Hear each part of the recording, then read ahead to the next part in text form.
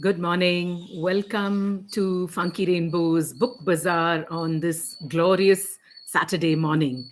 I can see Mr. Ramendra Kumar saying hi to us. Hello, lovely to see you here bright and early. I was going to say glorious Saturday morning, or maybe I should say spaced out Saturday morning. The whole theme of this bazaar is the magnificent final frontier. We are delighted to bring you a clutch of books on space, on the moon, on intergalactic travel, and India's foray into space through the 2 hours of this bazaar.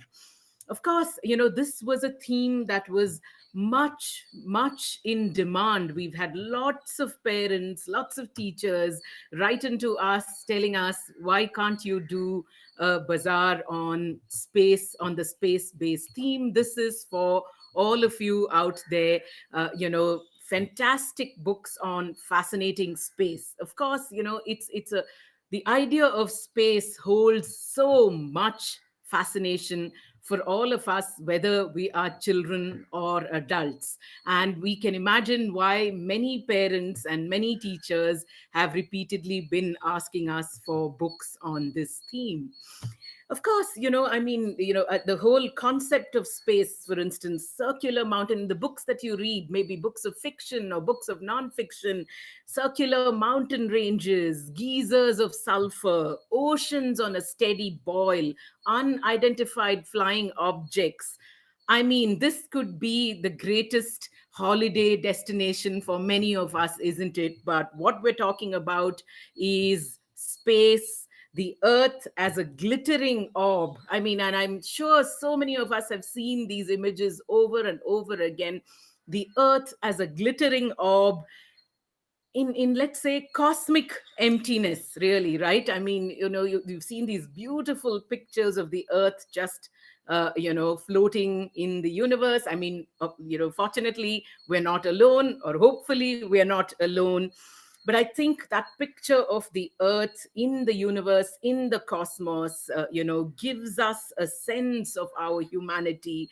It really helps grow our perception of who we are and our place on this planet. And I think those who are hooked to space are forever changed by that fantastic visual.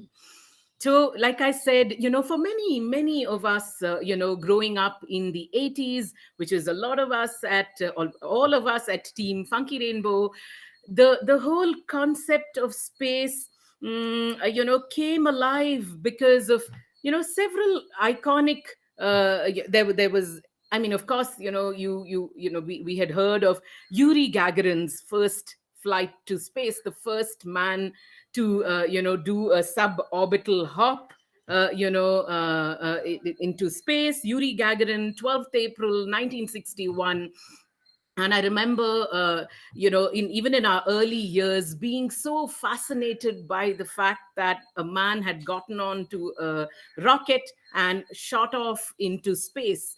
Many years later, when we were working on some magazines for children, I do know that we focused on an issue on space, and that was just again by popular demand, a lot of children asking us to do an entire issue on space. And we focused in that issue on, and we recreated the diary of Yuri Gagarin, his sort of journey into space.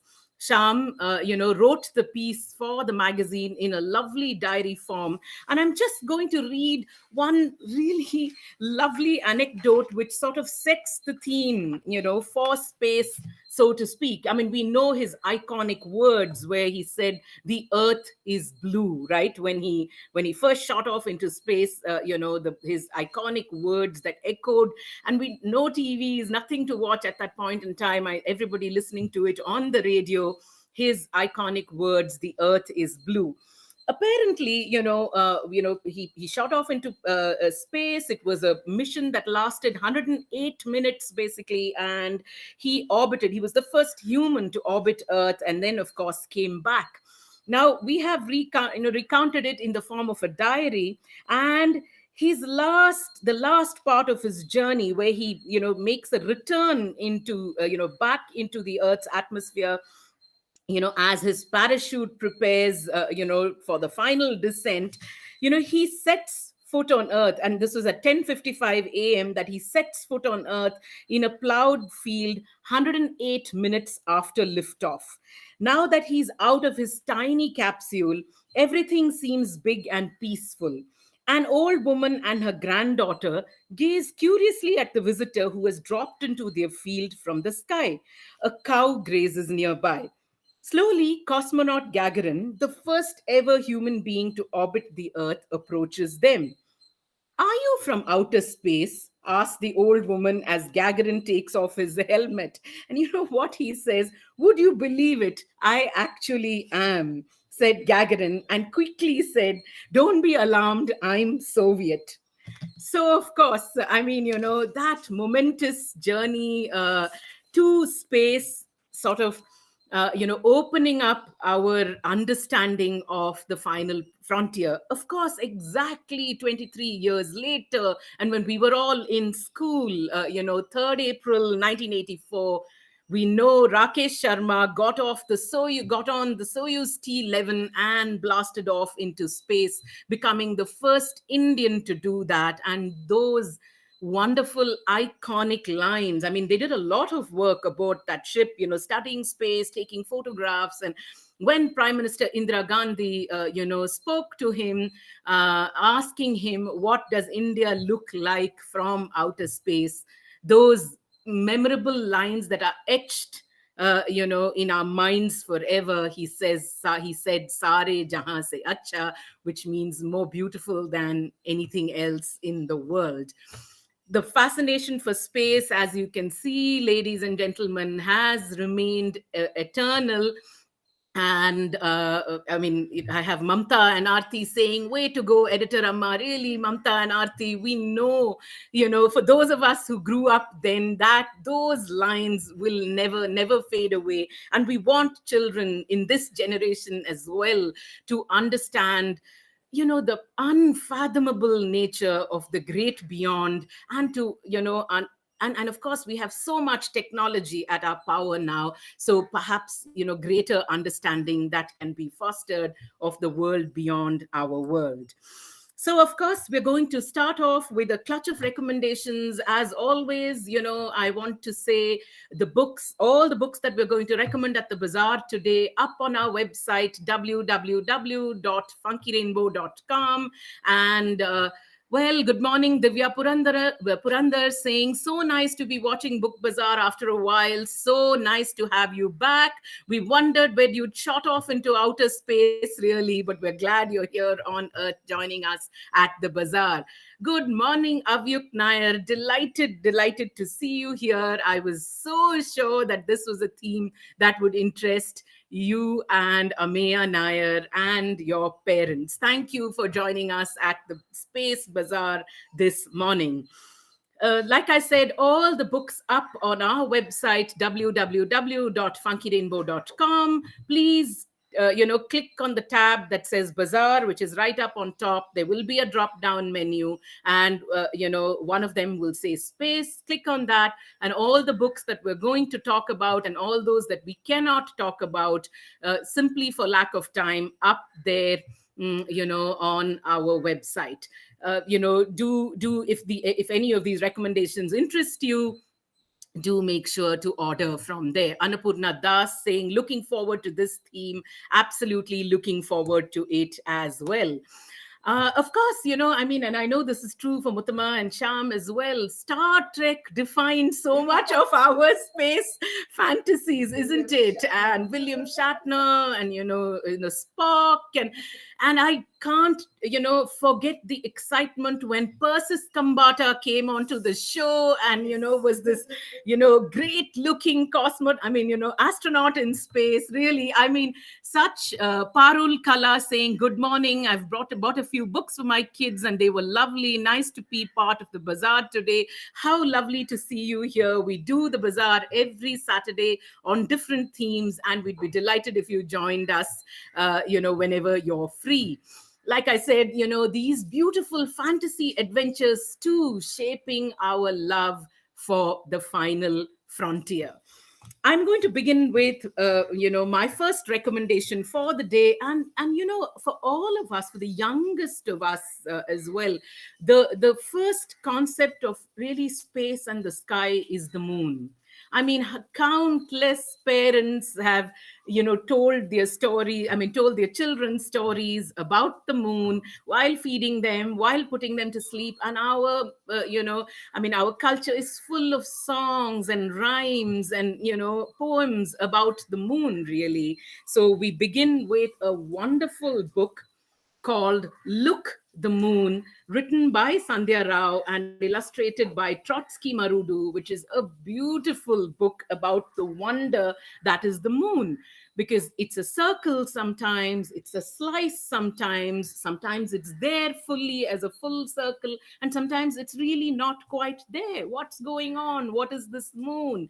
This beautiful picture book in verse, it urges readers to look up at the night sky. And the youngest of readers, we recommend it for readers 3 plus in age, and it's really stark, beautiful illustrations recreating the glory of the moon in the night sky. In fact, I remember reading a review somewhere where it said this book was a veritable moon show on earth.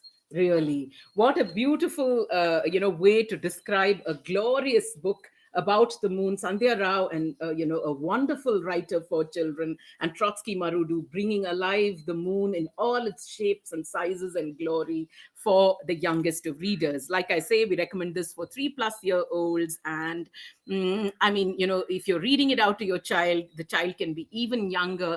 Simply to urge our youngest people to look up at the night sky and admire its grand sweep. This one is priced at 100 rupees and published by Tulika. Sunila Kulkarni Gupta is saying, hello, Funky Rainbow people. Delighted to see you here, Sunila Gupta. Powered to take off into space by the wonderful chocolate cake you sent to us yesterday, which has entirely been devoured and not a piece, left behind for anyone to see. I can see Rihanna Celine R from 6B PBIS. How lovely that you've joined us. We love it when young people are here and join us at the bazaar. Mutama, my partner, tells me that you are from Tirunelveli. Welcome, and we're lovely that you've joined us from your school. Like I said, Sunila, powered entirely by the fabulous chocolate cake that you sent us, and we're going to put out pictures for everyone to see after the bazaar, so that everybody knows, how do we take off to space ourselves. We're powered by books and we're powered by chocolate cake.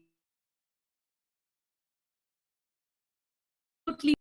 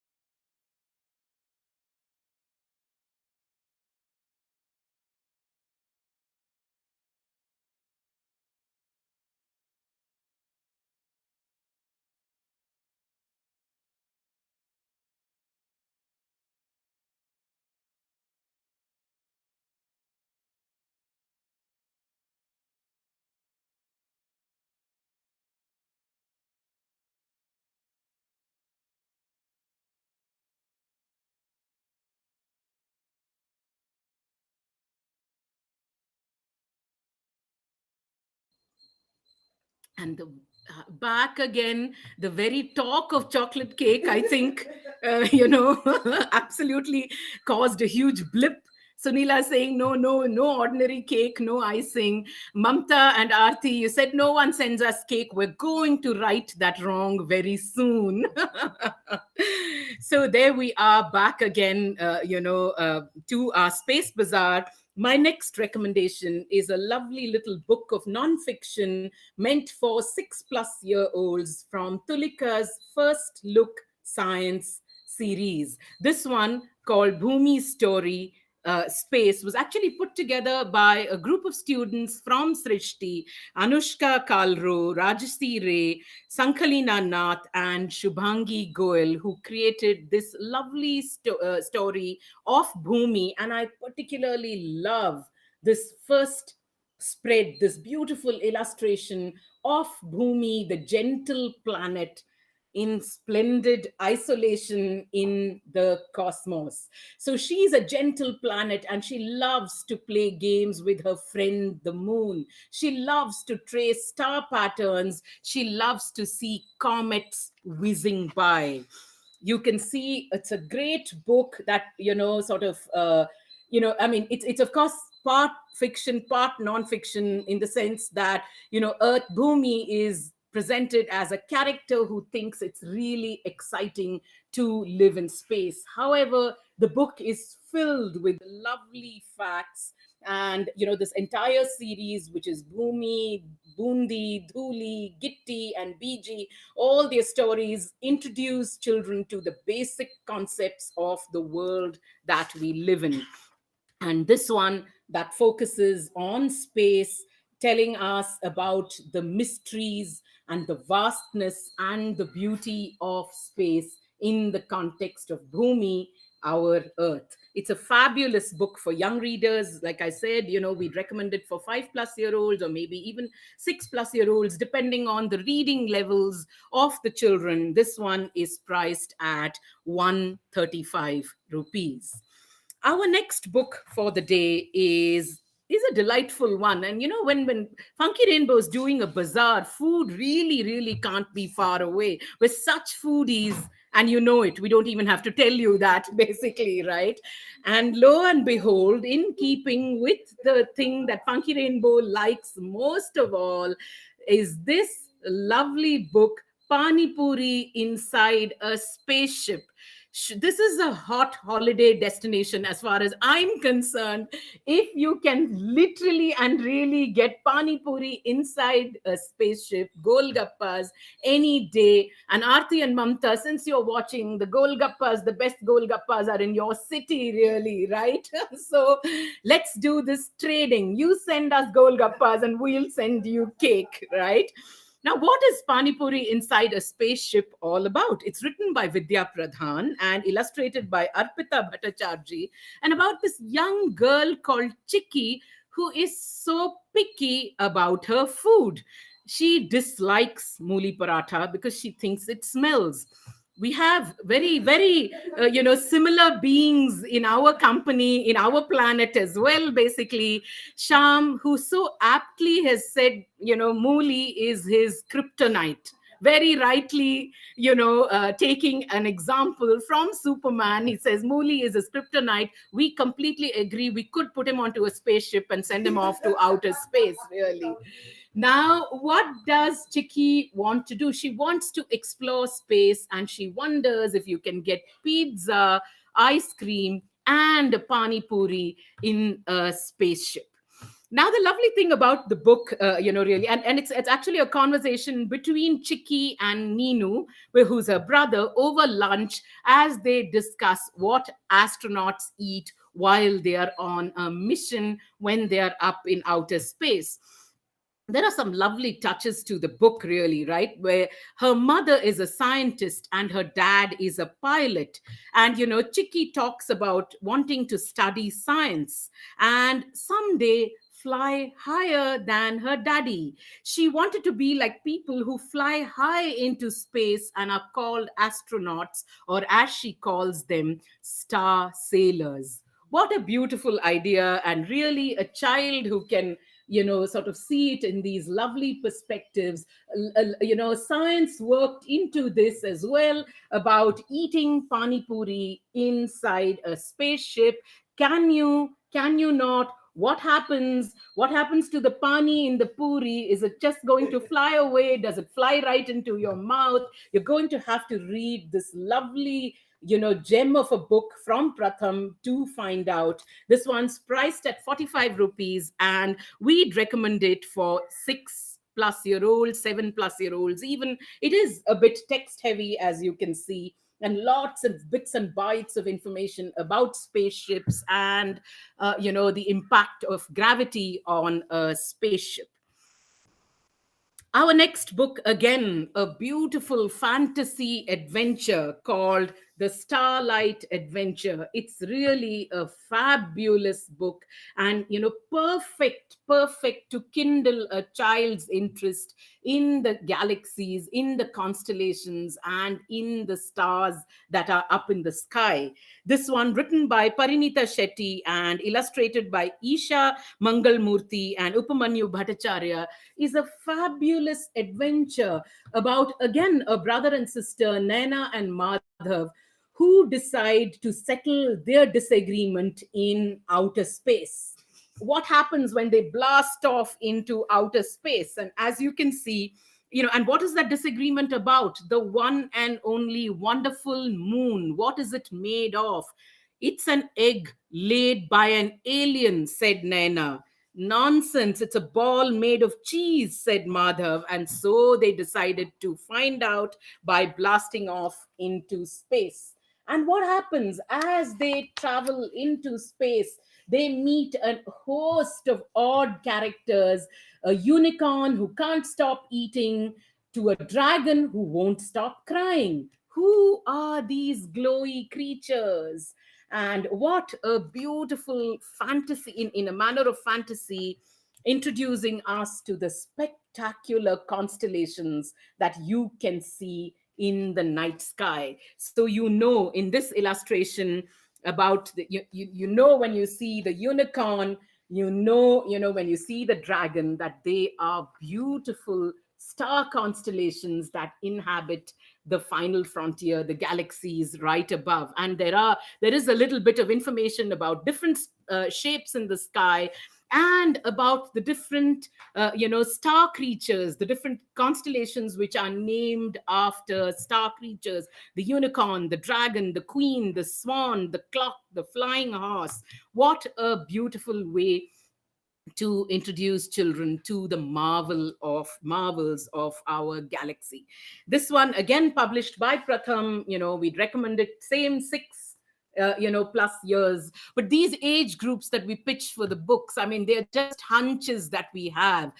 As the adults who are reading with children or introducing books to them, you have a better idea of what works. And really, no book is too high or too low for children in a particular age. It's only the right time and the right kind of interest that matters. So this one, published by Pratham, priced at 55 rupees. Our next recommendation is this excellent one too, called Unhappy Moon. I'm telling you, we can't get over our fascination of the moon. I mean, it comes to you from childhood and it remains eternally. Now, Unhappy Moon, written by Saras and illustrated by Proiti Roy. What is that? What is this lovely picture book all about? Well, when the sun comes out, as it is right now, people are doing all kinds of things. But when the moon comes out in the night, most people are asleep. And I know there are many exceptions to the rule in our own office, of people who simply don't sleep by night and prefer to sleep by day instead. What happens? What happens when the moon is unhappy? She's like, I want to be noticed. And what she decides to do is to set off on a journey, and she starts off from where the three seas meet at the tip of India, going to the very top of the mountains, trying to ruffle up the waters in the oceans to get their attention. I mean, it's a great beautifully illustrated book. Proiti Roy's illustrations are, it really evokes the magical moods of the moon and the changing landscape as the moon travels across our country. The luminosity in Proiti's illustrations and are just simply spectacular. Of course, what happens to the moon. I mean, she waxes and she wanes, and there are so many scientific concepts just wonderfully woven into a fabulous fantasy story. And one of my favorite illustrations in this book, this gorgeous one about the phases of the phases of the moon. My gosh, it's truly stunning, and you can keep looking at it for quite some time. This one, a fabulous fantasy adventure meant for 5+ year olds, published by Tulika and priced at 175 rupees, really bringing alive the beauty of the moon both by word and by illustration. Our next two books, and we are so happy that the authors of the book are right here with us. This is One Part of the Cake, Aarti and Mamta. This excellent, lovely set of books, from Red Panda. One called Suni Goes to Space, a story inspired by Sunita Williams, written by Aarti Mutanna Singh and Mamta Naini, and illustrated by Aniruddha Mukherjee. This whole series that they've done of inspiring personalities, fictionalizing their stories so beautifully, but yet giving us a great sense of their lives and what propelled them to do the things that they did. Very, very nicely done books. And this one about Sunita Williams, and I've got to tell you, I think, so many copies of these books have flown off our shelves. I know we have a lot of biographies for older children, but, for the younger readers, these books really, work very well. I can see Aarti and Mamta have said, yay, really to you ladies, and more power to you. Particularly popular are the two space ones in this series, and my colleagues Suji and Bharti nodding their head quite vigorously because they know how many times we've ordered and reordered these ones for the bazaar. In fact, I have to. Hmm? In fact, I wanted to tell you, just prior to this bazaar, we had, of course, stocked up for the bazaar, 2 weeks up ahead, getting your books, Aarti and Mamta. And what happened is, somebody who wanted Indian children's books walked into our office 5, 6 days ago and just picked up the entire clutch, all the 10 copies that we had. He just bought it and went off. And we were like, you know what? We need more books for the bazaar. We needed to call Red Panda and said, pronto. We don't care if you're sending it to us on a rocket, but please make sure that it gets to us right away. So really popular books that fly off the shelves. And why? Why? Because as in the case of Suni Goes to Space, it's a story of a big adventure that begins with a thought, a question, or a dream. And for Sunita Williams, it was the announcement on radio about Neil Armstrong's voyage to the moon that set little Suni thinking. And again, like Yuri Gagarin, Armstrong, setting step on the moon, such an iconic moment in our race to conquer space. Vivi Reed saying, I love the book Suni Goes to Space. Aarti, Mamta, thanks a bunch, guys. Look at that. Sunila Kulkarni Gupte saying, sounds wonderful, especially for little kids. Yes, as you can see, just a little text and lots of illustrations, and really they've picked a lovely, small lovely incidents from the lives of these personalities, that show you what sort of egged on their dreams, what fueled their dreams, and how did they go on to become the great people that to achieve the great things that they set out to achieve. So this one, Sunita Williams, and this one, Stephen Hawking. Again, it's an amazing universe inspired by Stephen Hawking.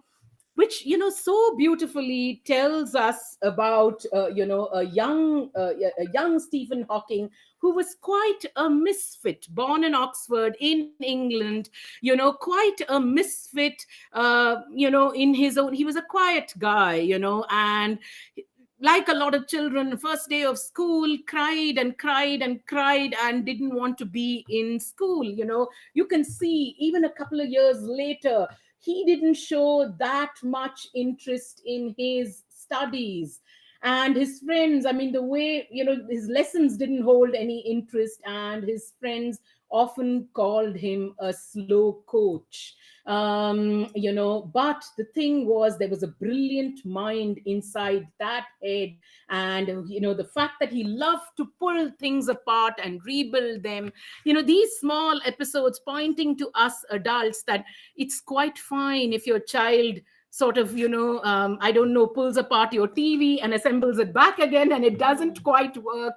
You don't know if he's or she is, heading off, is like brewing some fantastic ideas in their head that may propel them to outer space or to other unknown galaxies. Very, very nicely done. Even taking into account Stephen Hawking's illness, such a rare illness.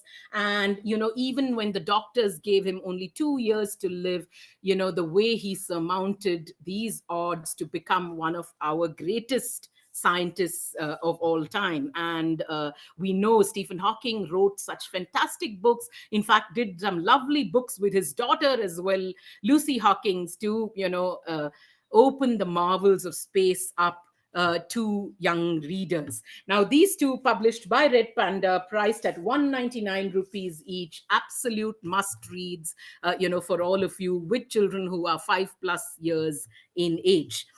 I'm going to, move on to my next set of books, but I'll quickly say a round of hellos before I, move on to the next clutch of books. There's Ramendra Kumar. So wonderful to see you here. Very, very good morning. Moon Mitra Das. What a pleasure to have you here from Calcutta. Divya Purandar, Sunila Kulkarni Gupte, Kripa. How lovely you've joined us.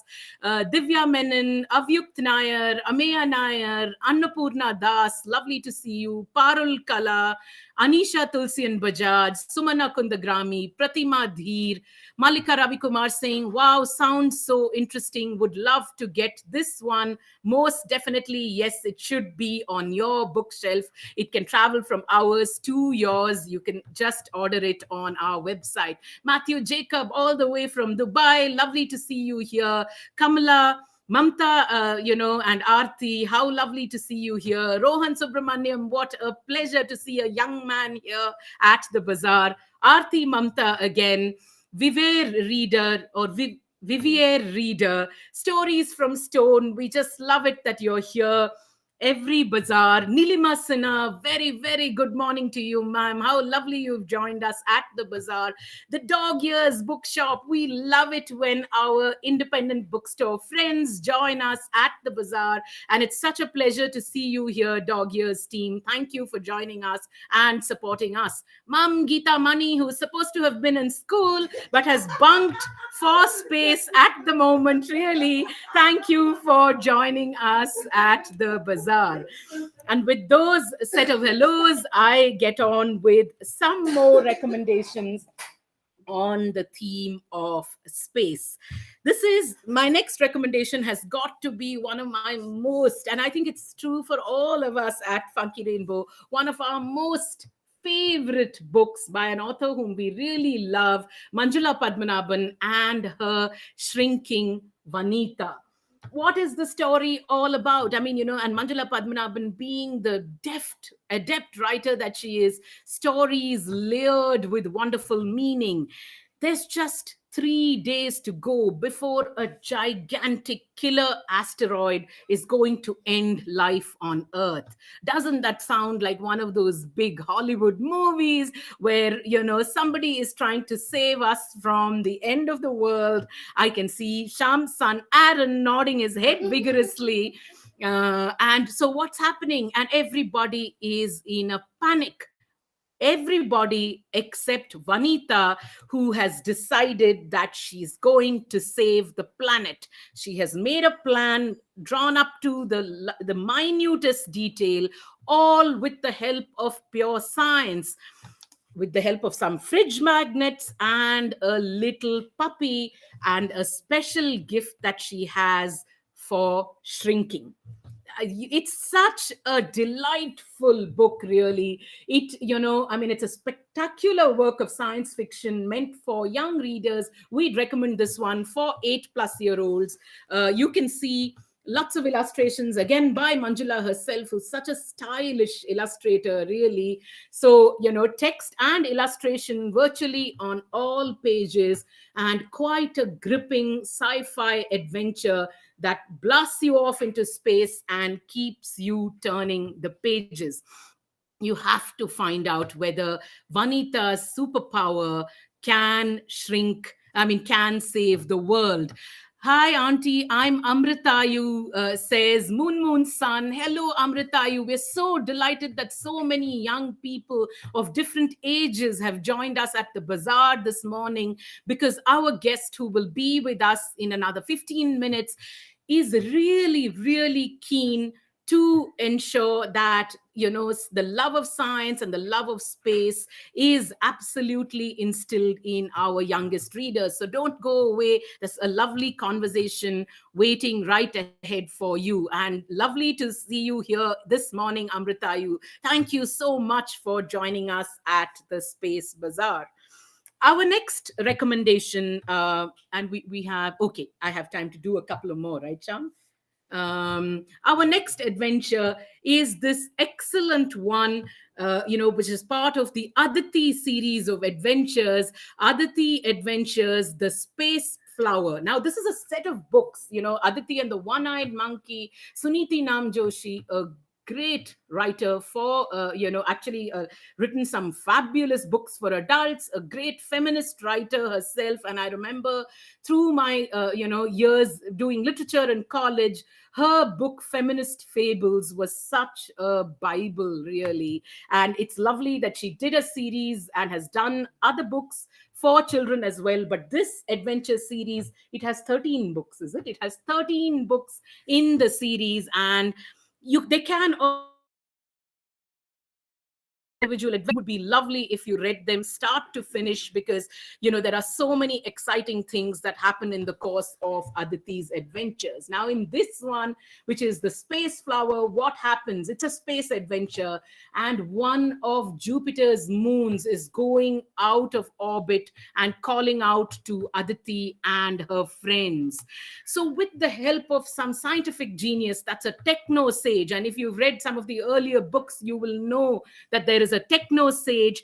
The friends build a spaceship, fix on anti gravity pads, and zoom off to see what they can do to correct the path of Jupiter's moon. And, again, Namjoshi, being the fabulous writer that she is, she's written this sci fi adventure, but there are some lovely, unusual insights into the story, bringing in a lot of Suniti Namjoshi's own concerns, about our place in the world, about the position of women in the world. And this one tells the adventure so marvelously and so wonderfully. We would recommend it again for 8+ year olds. These are chapter books, and they work really well for 8+ year old readers. This one again has been illustrated by Proiti Roy. Small pictures and lots of text, like a slim book, really, which can be read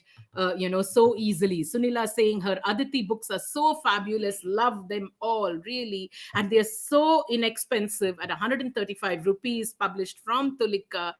These ones should be a must in all home libraries and school libraries, the entire series, in fact. And Tulika has this brand new edition, so all the books are available as sparkling new editions, and these are adventures that everyone would love. Muttama pointing out that there are some chapter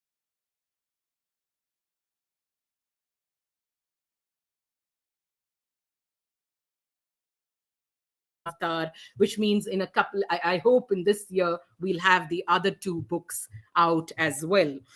I'll introduce just one more set of books before we say hello to our guest for the day. And this one is such an absolute delight by a writer illustrator whom we simply love at Funky Rainbow. And this one, we would travel any distance, any planet to, enjoy a good time with the one and only Ashok Rajagopalan. We know he's synonymous with Gajapati Kulapati, but the time has come to also associate him with the lovely Gulgul books. So there's Gulgul in Jangalu, there's Gulgul in Seesaw Gara, and there is Gulgul in Para Para. My gosh, it's got to be Ashok's. The minute you see the title, we've got to know that this is Ashok Rajagopalan. Kalabalush, Gadabadum, you know all those sounds. And what are these ones about?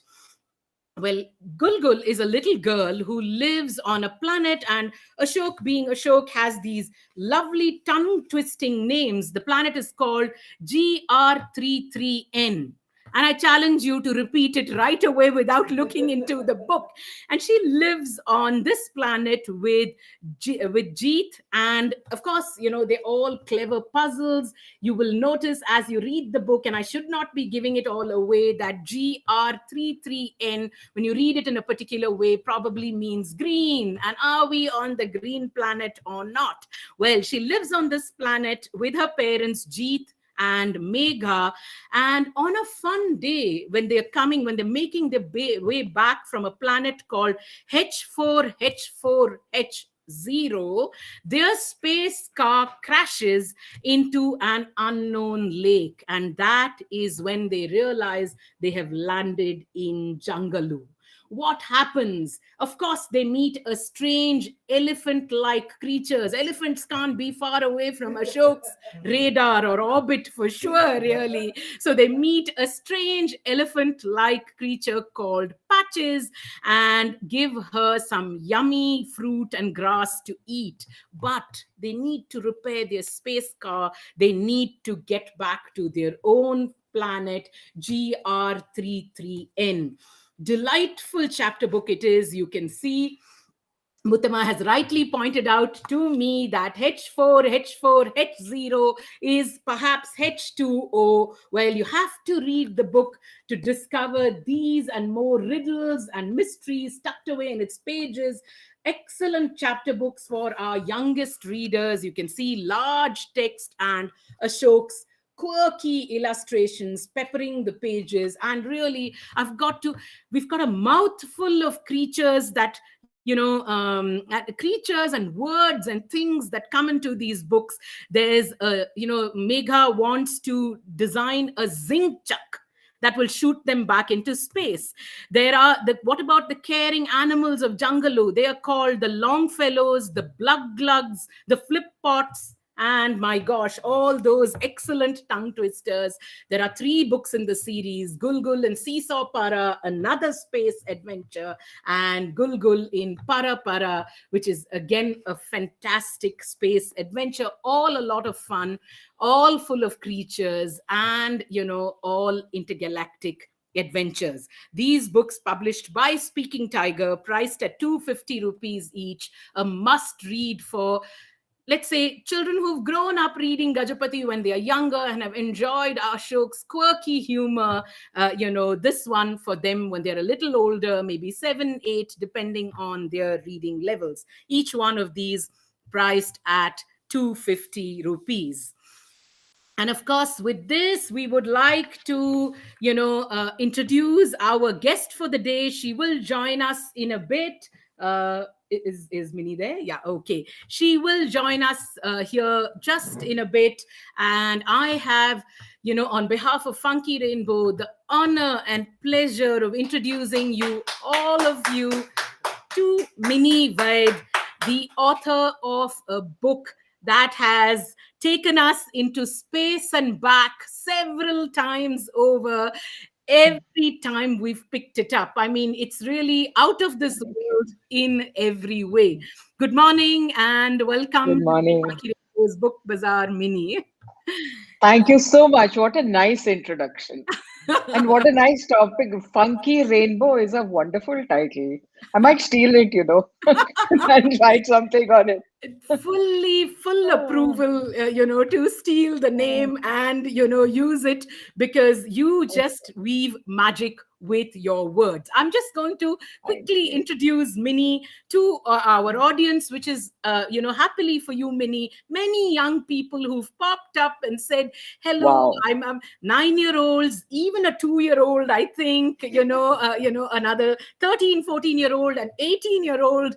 Like I said, Yes. some children who simply love books. But for all the parents, teachers, librarians watching, Minnie really wears multiple hats. I mean, we've got to think that, is she from outer space? I really want to ask her how she juggles all this so effortlessly, because Mm, she's a journalist, both in, print and television journalist. She's a mm, documentary filmmaker. She's a writer and a researcher. She's a television professional and a creative producer. Really, hats off. We don't mm. know how you juggle so many Thank things you. so Thank you marvelously so much. well. Minnie has, of course, produced, directed, scripted over 30 films and television programs, some of which have won national and international awards. Her areas of interest are politics, social issues, human rights, gender, environment, and culture. Minnie has several books to her credit, and it's really lovely. In fact, some of these we discovered only when she shared her bio with us, because otherwise, Minnie was synonymous with the book that we want to introduce, to you. Her first book, A Doctor to Defend, the Binayak Sen story, which was translated into 4 Indian languages, was launched in Delhi by Nobel laureate Professor Amartya Sen in January 2011. The second one, about Irom Sharmila, Iron Irom, Two Journeys, was launched in Mumbai and Delhi in 2012. Her third book, The Ant in the Year of the Elephant, on the Kudankulam nuclear power plant protests, was launched in 2016. But the reason she's here with us, and these books sound fascinating, we're going to get them up in Funky Rainbow and read them ourselves and Yes. recommend them to all the parents who are watching us. But the reason we are here is her fourth book, and a magnificent one indeed, about the women scientists from ISRO, called Those Magnificent Women and Their Flying Machines, all about India's mission to Mars and the moon. I mean, for those of you who are older, she's riffed on the title of a fantastic movie and Yeah. made it her own so delightfully. Just before, Vijay Lakshmi Nagraj saying hello, Team FR, and hello to Minnie. Looking forward to the Wow. space journey today, and I'm sure there are Me many too. others as well. We know, we're going to play a little video to set the stage, so to speak, for the conversation with Minnie.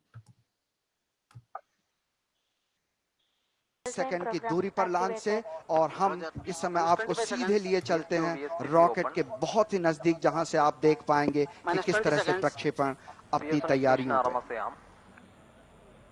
15 seconds 10 9 8 7 6 5 4 3 2 1 0 plus 1 2 Yay! lift off normal Ah, प्रक्षेपण सफलता very fantastic steady flight of the tracking lift off it is moving up I can see the way it is going how steadily it is going आप बड़ी आसानी से देख पा रहे होंगे 6 प्रक्षेपण स्ट्रैप ऑन मोटर स्क्रोल के साथ प्रज्वलित होते हुए सीधे आकाश की ओर अपने प्रताप पर और हम बाकायदा उसकी आवाज अपने कानों तक सुन पा रहे हैं Now, the sound, the acoustic levels of the vehicle going up with high speed is coming, and the whole mission control center is reverberating with the sounds that have emanated from the liftoff. We can see steadily the launch vehicle proceeding. गड़गड़ाता हुआ PSLV C-25 अपनी यात्रा पर निकल गया है और इस समय सारा मिशन कंट्रोल सेंटर उसके पथ को देखते हुए, निहारते हुए कि कैसे अपनी लकीरों से लिखता हुआ इतिहास के अनेक शब्द जो कल हम याद करेंगे. Fantastic motion. Already 25 kilometers altitude has been achieved. A velocity of 1.2 kilometer per second has been achieved.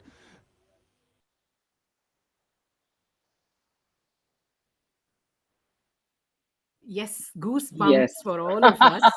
Hannah, really, Absolutely. really. Sunila Kulkarni Gupta saying, "Oh my God, thanks for this video." So you were absolutely right. It just gives us goosebumps, the Mangalyaan mission. Yes, yes. Before we get started talking with Minnie, I'm going to show you two pictures about her book being launched in Bombay and in Delhi, and you'll see such a star-studded galaxy of people. That was Vidya Balan launching Minnie's fantastic book, ISRO's Magnificent Women and Their Flying Machines. The wonderful Maneka Gandhi launching it in Delhi as well. And you can see that this book really, rightfully getting all the attention that it deserved. Thank you again, Minnie, for writing it and for joining us at the bazaar this morning. My pleasure. My pleasure.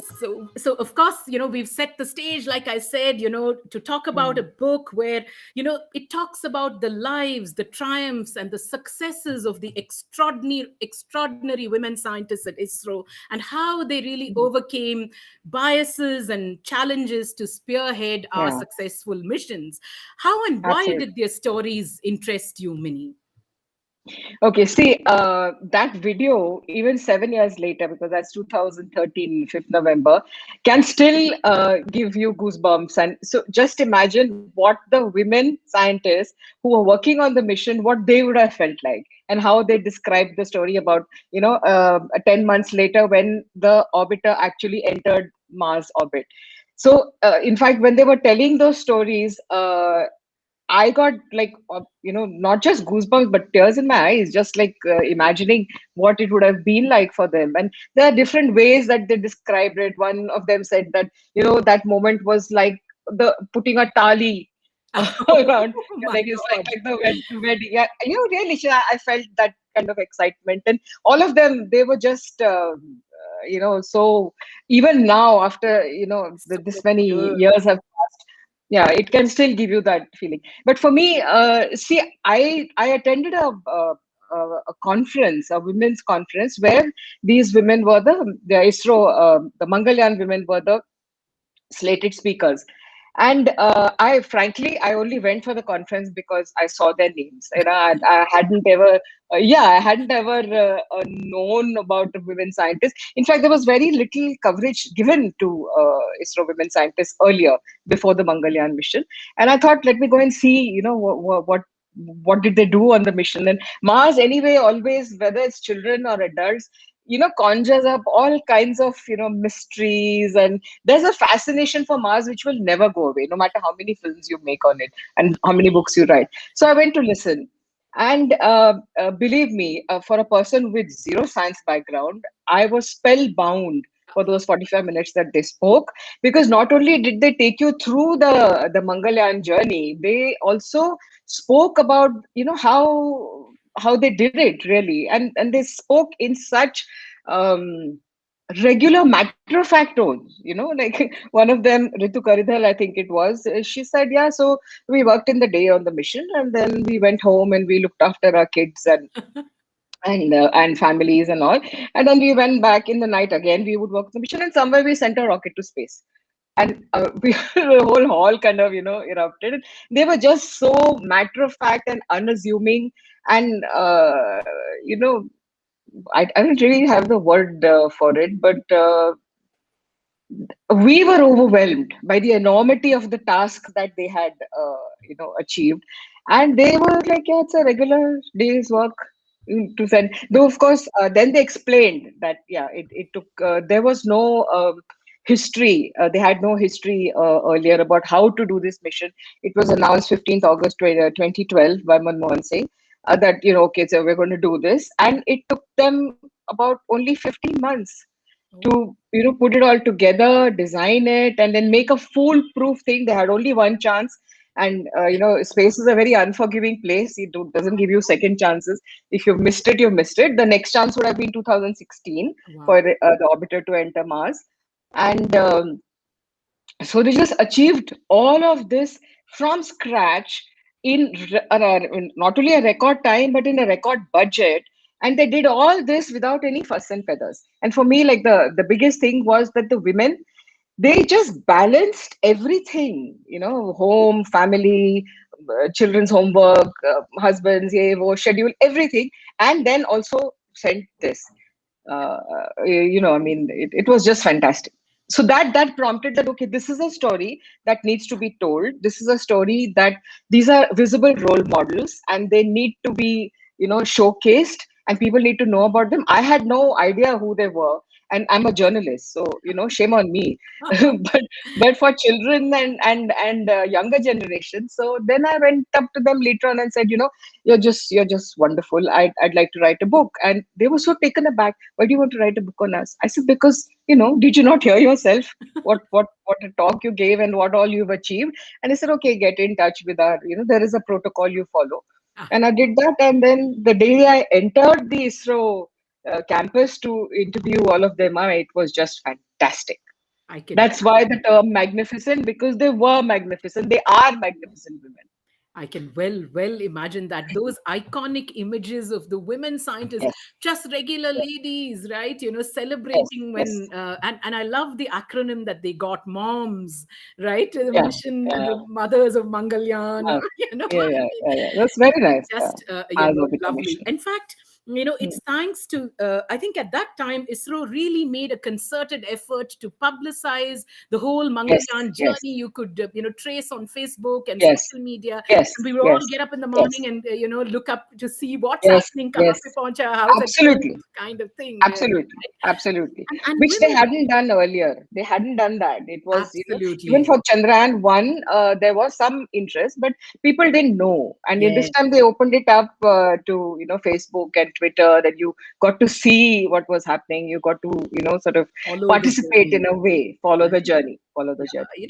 what, Yes, what is lovely about your book, Mini, is that women like Nandini Harinath and Ritu mm, Karidhal, and who actually handled mission operations at the UR Rao yes, yes, satellite center. There was yes, yes. as part of the Mangalyaan mission, there was Momita Datta and there was Milal Sampath, who Meenal Sampath, actually yeah. tested the scientific instruments at Payloads. the Space Application Center. They Yes, have yes, actually become stellar role models for young people yes, today. I yes, mean, in the course of yes. writing, and I want to tell our viewers that their stories, Minnie recreates them so beautifully in her book that we really think that anyone 10 plus can easily read it. It's so lightly written, bringing alive the stories of these women. Would you like to share with our readers one or two stories about maybe their lives or how they overcame certain challenges to achieve what Mm. they did, Minnie? Yeah, yeah. See, the whole point of this book was to target an audience of younger people, especially, especially girls interested in STEM, who may not otherwise have got, Mm, inspired to do that. So even in smaller places, in not just metro cities, but in smaller towns, even in villages, where if you have a dream, the whole idea of the book is, if you have a dream, pursue it, and the sky, there's no limit. You can just kind of go above it. And so, as far as the women are concerned, even if you take how they got to ISRO, for instance, Ritu Karidhal, who later on became the mission director for Chandrayaan 2, and also she was in Mangalyaan. She used to follow, she said, I used to be fascinated by the moon. And so I would, I would keep thinking the moon is following me. So if I went on a cycle, the moon would go. So what you said earlier, also fascination with the moon has been there again from time immemorial. And so from being that child who used to watch the moon on the terrace and saying, the moon is watching me and the moon is following me, to then, that many years later becoming a mission director for Chandrayaan 2 is an amazing journey. And she was, she studied in Lucknow. Her father actually thought for a week after she got accepted in ISRO, okay, should I send her or not? So there was, Oh, it's, yeah. And then she came and then she lived on her own, and, sort of that journey happened. And a lot of these women come from, they're not necessarily IITs or, fancy, they're regional colleges, and they managed to basically follow their dream. And in the course of it, of course, they faced many challenges. Like, Nandini would tell me, and that, her daughter had 12th standard board exams at the oh, same time, at that exactly that same period. And so both of them would get up at 4 o'clock in the morning, so the daughter would study, and then Nandini would work on her, on Mangalyaan, and then they would grab a cup of coffee together. And then she said, similarly, one very crucial orbit raising maneuver, so they were all stuck in office till about 3 o'clock in the morning and all. And she knew that her daughter had a PTA. She was supposed to go for a PTA meeting. And so she called and told her that, you please, ask her teacher to shift it to the afternoon. So the younger daughter Mahima, she went and told her teacher that my mother can't come, so please take it now. So she said, why? Oh, she's just working on the Mars mission. So the teacher was like so flabbergasted. Oh, okay, fine. Don't disturb her, please. Let her be. So there are several such stories. Other stories of even scientists in ISRO, the younger people that I met later on in SAC Ahmedabad, Durga Darshini, who got married because she was working on a project. She and her husband both in ISRO went to Delhi for, got married and came back in the evening, and resumed work the next day. Same thing. I mean, when she was supposed to have a baby, also the baby came in early, so she went directly from ISRO to the hospital, delivered the baby. I mean, there are so many stories, but basically, what really impressed me through that entire course of talking to these women was how, not just the fantastic balancing job they did, but how matter of fact they were about it. yes. It's not, nobody made a big thing about it. In my mind, it was, the stereotypes are always there. Women scientists, so nerdy people in a lab, never going out, no social life, nothing. And here I met the complete opposite. All regular people with families, juggling, roles with aplomb, and also doing absolutely fantastic work. Cutting. So, I mean, the work is the biggest thing. They were just. I mean, I really don't know how to put it. The enormity of their success and their triumphs cannot be overstated. Overstated. Absolutely, absolutely. I mean, Parul Kala saying these women are real heroes, so inspiring. Yes. Talking from Yes. one's own experience is the best kind of knowledge to share, is what she says. And Yeah. Malika Ramikumar Yeah. saying, how inspiring. Thank you for writing about these women. Would love to read this out to my children, really. So Yeah. that's Yeah. true. The enormity. I mean, for them, like you said, when you said, I want to write their stories, whatever for was the response you said that they had, that one of them shared with Yeah. you. Yeah. And it's just Yeah. another day's work, I think, right? Yes. Yes. Sunila Yes. saying, listening to Miss Minnie Ved, really my throat went tight. Just imagining Mm, these awesome women and the challenges they faced, yet without yeah. making any noise about it. Thank you so very much. Minnie Ved's enthusiasm is so catching, really. Mm, So well thank said, you. Sunila. Thank Thank you you. so much. So, without a doubt, many female scientists have had an enormous, impact on our understanding of the world and beyond. Mm, Yet, mm, much of their work has gone unrecognized and continues to mm, even today, really, right? Why and mm. what can we do to change this? Well, I've actually included a laundry list of things that are possible in And the there's a book. Yeah, laundry list really. cartoon, Sham. You can show her that Yeah, cartoon too. yeah. Please. Yeah, show the cartoon. It's really, yeah, yeah. Look at that. Look at that. So all of those things. Yeah, yeah, So correct. well done, Correct, really, right? absolutely. Yeah, absolutely. So it's really, safe spaces, family support. So all of the women did mention, support by the family and husband. And in fact, one of them even said, I get my identity from Ritu. I thought that was such a fantastic Wow. statement, Mhm. such a secure person to say that. Yeah, Ritu Karidhar's husband said that. And all of them thanked their, mothers-in-law or husbands and family support. So really it is that a lot of and other things, of course, which are the usual generic for all women working everywhere, safe spaces and more representation in committees, not just sexual harassment committees, but all your regular committees, and being able to attend conferences, so that whole all male old boys club network which is there for men is not available for women, because women is automatically assumed to be, okay, to fix your family first and then do that. So a lot of these things are common, but specific to scientists, of course, they do have government schemes like break the break. Also, when you're coming back to work after your maternity break, there is you are given incentives. But I'd also like to say that the leaky pipeline syndrome, which is there for work, actually begins even earlier. So you will see, for instance, 10th standard or 12th standard, girls do better than boys. Yeah.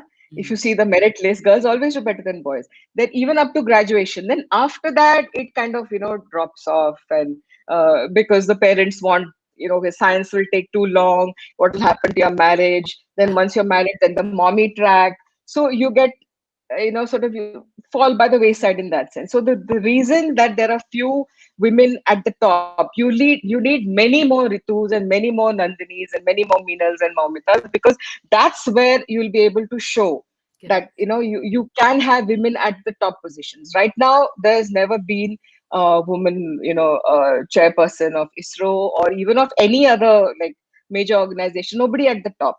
There's no data even. Oh, So that for me was one of the biggest challenges while writing the book, other than the fact that I didn't have no physics and maths, and I kind of gave it up in class 11, so that was challenging. But there was no data, so I would ask, like, how many women were there, women scientists entering ISRO in the beginning, like in the initial years.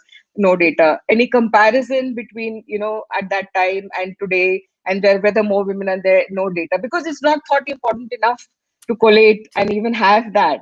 So these were so you should actually start it right from the beginning to ensure that people continue and they don't take voluntary retirement services because their husband is getting transferred somewhere. Not like that. So and also conditioning right in the beginning begins. If that's a societal thing, that's a familiar thing, it has to start in childhood. So there's a very good example that Meenal gave. She said, I was taking my son, small, he was about 7 8 years old, to buy a gift for his friend, and the shopkeeper said, is the gift for a girl or a boy? And so he was going to get a Barbie doll for the girl. And his Meenal said, nothing doing. You will buy the helicopter set and you'll see that she will do a better job of assembling it than you. So that entire stereotype which begins in the beginning, that, so young. science is not for girls and maths you can understand, that has to be really broken at that point. So you let them study further and let them kind of aim for the skies, and only then they'll be able to get there. Absolutely. So well said. In fact, it's a proven fact that interest in space, I mean, as a study of science, it definitely helps build a love in science, technology, engineering, and mathematics, STEM, which has become Absolutely. buzzword today. Absolutely. What can Hmm. adults do? And most people watching us, our parents or teachers or librarian, what can adults do to foster this love of science in children, especially in young girls? I think, see, ISRO's actually made it a lot easier now. They Yes. have their own channel. There's a YouTube channel. They keep having, especially for Bangalore-based schools. Please, register immediately. They keep having school visits. There was a whole bunch of students there, even when I was there the second time round. And then I asked them questions about what they want to do, and it was so heartening to hear their answers, saying that we also want to maybe join here someday and all. So they keep having these school visits. It's There are exhibitions ISRO has on Vikram Sarabhai's birthday and stuff. Also now you can register and watch a launch in Sriharikota, which, I mean, believe me, I would recommend to everybody. It's not just children. I mean, I can still remember, and I took videos of the launch of the rocket in Sriharikota. Now, of course, there's a proper viewing gallery. I had seen it from the terrace. It is just fantastic. So there are so many of these kind of activities, competitions ISRO has for space, and it's just, so all of that is available now, including the YouTube channel. And then there are sites like Life of Science, for right. instance, which has many books, and it's a monthly website, and so they can do that. But mostly, I think it I would say that um, let the girls study further. That is the really the key thing for especially in smaller cities and smaller towns and villages. Let them study further. Don't put a block. Absolutely. Muttama was just my partner at Funky Rainbow saying that her daughter had a Mm, chance to see, mm, the rocket launch at Sriharikota, some years ago. And it really, really makes a mm, big difference. Mallika is saying, when my 3-year-old son saw a lady doctor for the mm. first time, Yes, he yes, said she can't be a doctor, she must be a nurse. It shocked me. And yeah, I realized how yeah, these stereotypes from so early yes, simply by yes, serving more men in the field. So, I mean, she says, I feel so heartwarming hearing this yeah, and such stories of yeah. scientists like Nandini Harinath and Ritu Karidhal. They all need to be told, definitely. Mm, Absolutely, Vijay absolutely. Lakshmi too saying, it's a must have book for my grandkids. I look forward to reading it Mm, myself. My space journey began when I was in school and I got an autographed picture from none other than Neil Armstrong, the first person to walk on the moon. wow, Really, right? Wow, wow, that's just yeah, fantastic, Vijay, really. yeah, Mm, the thing is, yeah. something that we've seen, and I want to take off from where Vijay, when we were in school and prior to Rakesh Sharma, when you'd make lists of firsts in space, and we would Mm, always do this, mm, right, for quizzes and mm, projects and everything. mm, Space first lists would read like Valentina Tereshkova, first woman in space; yeah, Peggy Whitson, first woman space station commander; Svetlana mm, Savitskaya, first woman mm, spacewalker. But now we mm, have names that go like this: Kalpana Chawla, first Indian born yeah, woman in space; Sunita yeah, yeah. Williams, longest space flight by a woman and first triathlon runner in space. I mean, what do you think has Mm, facilitated this inclusion, Mini? And it's not just Indian. There are so many other countries too, right? Korean, Chinese, mm, mm, African, astronauts who are now in space. mm. Hmm. No, see, I can speak more about the Indian thing because see, Sunita Williams also she is an American citizen, Exactly. and Kalpana Chawla also, yeah, to some extent, yeah. But as far as the Indian role models are concerned, in fact, I asked almost all of them the question: do you have a female, role model? And they Oh, were hard put to, answer as far as this is concerned. The role models were always men like Vikram Sarabhai or Satish Dhawan and stuff like that. And then I just turned it around and said, okay, so you will be the role models for the correct. next generation. So it's ISRO has always had.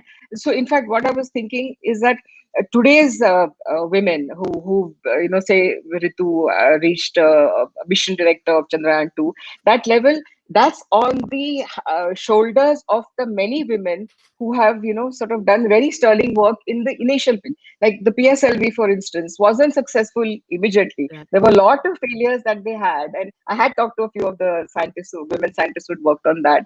And so this is a whole a legacy that has as far as India and ISRO is concerned, which is quiet, silent, effective, hard work over decades, and we're reaping the benefits today with this new lot. And yeah, it's just absolutely wonderful, visible role models for another Absolutely. generation to come. And also they were so patient with so patient with me. I hadn't, sort of done. I mean, I didn't even look at the physics textbook after passing out in class 11 or so. And so they would talk about, the slingshot theory and You know. so sun-centric trajectory and black holes and gamma ray bursts, and I have this blank look on my face. So then she'd say, okay, wait, I'll explain with a diagram and all. Still blank look. So that is why when I wrote the book also, I said, this is not a science book. It's not meant for scientists. It's meant for people who don't have sort of scientific background and can still understand, the enormity of a task of planning a mission of entry at a particular time, within a particular space, within a particular budget, and then getting it right only one chance. So it was just, and with no prior history, it was just a very wonderful, wonderful achievement which I wanted to write in non-technical terms, so Yes. that children can read it, and youngsters wanting to do STEM, girls wanting to do STEM can read it, and anybody who's interested in a success story. Who doesn't like a success story, Oh, that's frankly? really. Yeah, You want yeah, to and read this is small, incredible. you want to read a small bit from the book to give our viewers a sense. Yes, yes, sure, sure, sure, sure.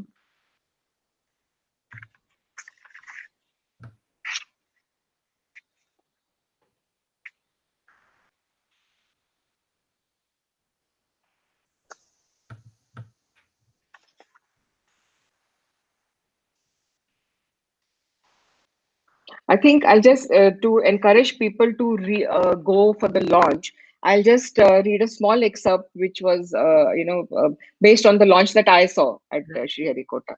Yeah.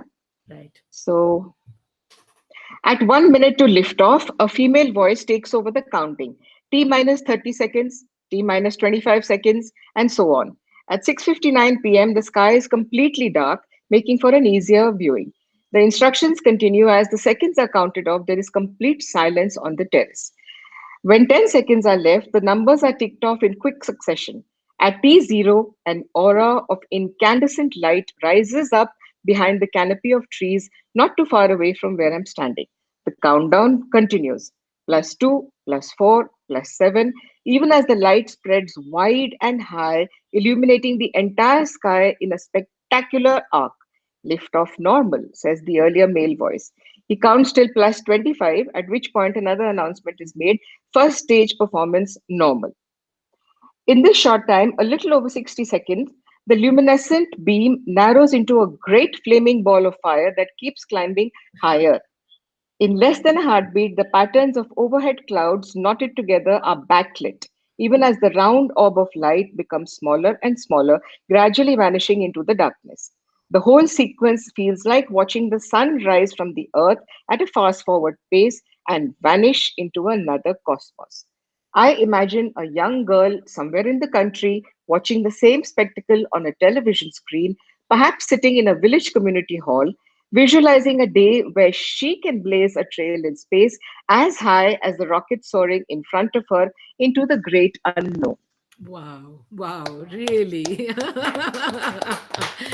And more books needed, more role models needed for all those Yeah, girls in those little villages, little towns to, come out yes, and yes, really realize their true yeah, potential. And I think, really, for a decade now, there's been so much news about India's soaring space program, so to speak, right? And the Chandrayaan mm, missions, the Mangalyaan missions, they've really put us on the world map of space missions. And I think a mm. lot of women have contributed. From talking to you, from reading your book, it's evident that a lot of women have contributed quietly, like they go about their daily work, Yes, to yes. making this spectacular success possible, isn't it, Minnie?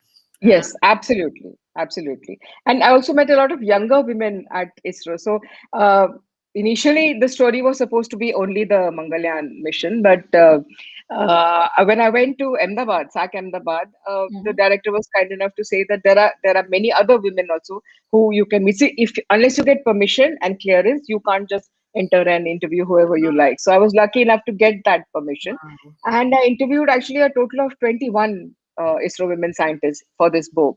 And so there I met the younger ones, the ones I was telling you about Durga Darshini, who Yes. went and had a baby directly from the office. But there were those even younger, like a 25 or 26-year-old Maya Suryavanshi, who went to Antarctica.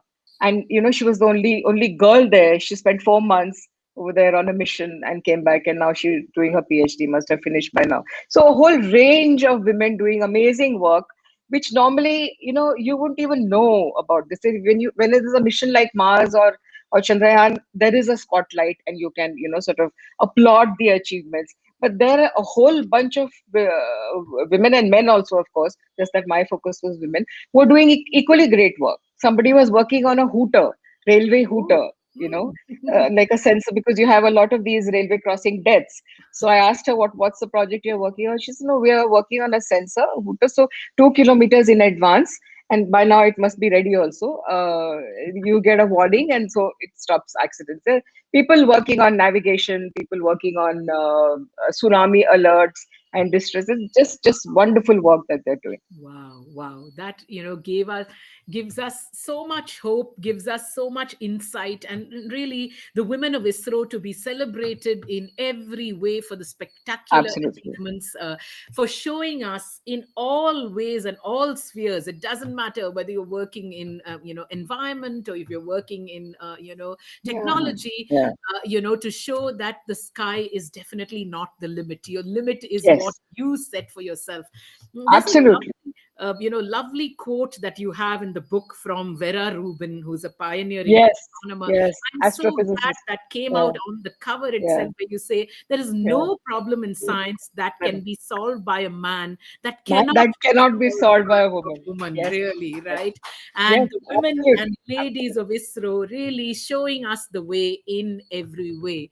Thank you. Thank you for joining us, Minnie. We've had so many requests for autographed copies of the book. We're probably going to need to blast off the book to you and blast it back to get these autographs. I would be so happy to come and physically do this sometime and talk We to children, because those stories are really the best. We would And then absolutely, yeah, absolutely love yeah, to have you. We hope the COVID world, when schools reopen, if we yeah, can, yeah. take you, to into schools, because that's where we can make the difference. Mm, Vijay Lakshmi saying, thank you, Team FR, for this wonderful bazaar. Cheers to you. Thank you for mm, watching, Vijay Lakshmi. Minnie, it's been a yeah. pleasure. We're going to try to Thank see you so much. if we can reach the books to you and get them autographed Happy to do that. for Happy some to of do that. our customers. Yeah. Thank you And so now I much. think by the time all these children are older, the ones who are watching, there will never have to be a answer that we don't know who the role models are. They will have the female role models in front of Absolutely. them. They're already Absolutely. there, all of them. In fact, just, somebody, saying, thank you. My name is Rudra Nair. I'm 8 years old. Do let my mother know whether I'll get it or not, please. Like, okay. Yes, you will, you will. I'm promising you, Rudra. I'm promising you will get it. We will Thank you send so you much. This has been the. so nice. And Sunila Wonderful. saying, thank you Thank so you. much for this Thank video. you. It's been a pleasure talking to you this. Thank you. Thank you very much. Thank you for having me. Thank you. How very, very wonderful. Again, I have to say, ISRO's magnificent women and their flying machines. What a lovely book. It's written in such simple, it has such a simple writing style. We would really recommend it for children above 10 years, and all adults, just to know, that women have been instrumental in the path breaking work that ISRO has done in the last decade. In fact, this book brings us to really, one of the reasons we planned the Space Bazaar today is because 11th February is the International Day of Women and Girls in Science. It's the UN that celebrates women and girls who are leading innovation, and with a call for action to remove all barriers that hold them back. Tulika Pillai saying, "Thank you, ma'am," to Mini Ved. I mean, the theme of this bazaar was, space, but we also have a small segment of books where we are focusing on women in science having made a difference to us. In fact, this year's theme, I mean, of the International Day of Women and Girls in Science on 11th February, this year's theme is Women Scientists at the Forefront of the Fight against COVID 19. Really, I mean, girls and women in science, we need more of them. It's all the children who are watching us there and all the adults who are watching that need to make this change. We need to be the change that we want to see. And for every one of you whose children have, and who admire space, or like, pull apart a little device and put it back in together, please encourage them. This love of science, technology, engineering, and mathematics really, taking our world forward, making many giant leaps, in the world. So, of course, in this, in the context of International Day of Women and Girls in Science, we have a set of books that absolutely, focus on women in science. And I'm going to quickly recommend just a clutch of them, 4 or 5 of them for you, that focus on women in science, beginning with one that's meant for the youngest of readers, which is Anna's Extraordinary Experiments with Weather, written by Nandita Jayaraj and illustrated by Priya Kurian. Anna Money, an Indian scientist who basically, was one of the earliest people to invent gadgets to predict weather. And, this is the story of her young life. Very, very beautifully done in a little picture book about little Anna Money, who loved to read. What did she like to do? She just loved to read books. In fact, the book begins on such a nice note. Anna opens a birthday gift that she receives and she looks into the box, and there are diamond earrings. What does Anna say? Ayo, why I don't want, she didn't want diamond earrings. What is the one thing that she wanted? She wanted books. And there you can see a jolly Anna, clutching a pile of books and, reading them happily. What, how does her young life sort of influence her to become the scientist that she went on to become? Matthew Jacobs saying, "Brilliant bazaar today. Well done, folks. Loving that encouragement all the way from Dubai." Anna Money, who then went on to invent over 100 weather gadgets. I mean, a great peek into her scientific adventures. This book by Pratham, priced at 50 rupees. The very same author, co-authoring another book with Ashima Freedog, Nandita Jayaraj and Ashima Freedog, 31 fantastic adventures in science. Women scientists of India. We urge every single one of you watching the bazaar to get a copy of the book, because just like Malika Ravikumar said, so often our children don't know that there are women working in all these pioneering spaces. So there's Natasha Gurung, who's a horticulturist. And what's lovely about Nandita Jayaraj and Ashima Freedog's book is that they straddle the gamut of science. There's Sharada Srinivasan, who's an archaeologist. There's Kiran Majumdar Shaw, who's a biotechnologist. And you can see very, very nicely written bio sketches. This is Kiran Majumdar Shaw, nicely illustrated book, and giving you a great peek into her life and the fantastic achievements that she has facilitated. There's Archana Lakhani, condensed matter physicist. Really, I mean, did we even know that there were women doing so many things in the space of science? Lipi Thukral, computational biologist. I mean, it's a must-have book for young readers, we would say.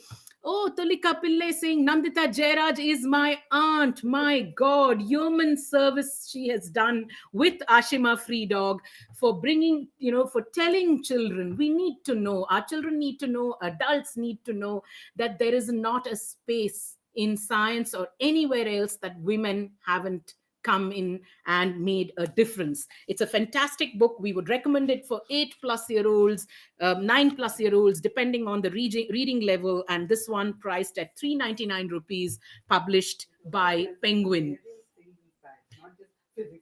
I know Mamutama making a point saying that, telling us how many, areas of exploration that exist in science, not just the physics, chemistry, and biology that we are doing in school, lots of new frontiers being conquered, in science as well.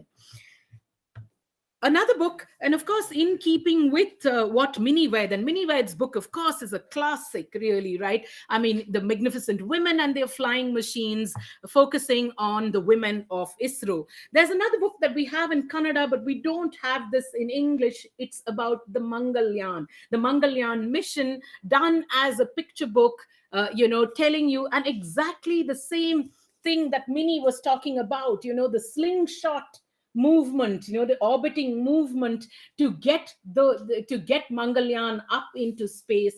I'm afraid we have this book only in Kannada, but nothing to be afraid about for those of you who want to read.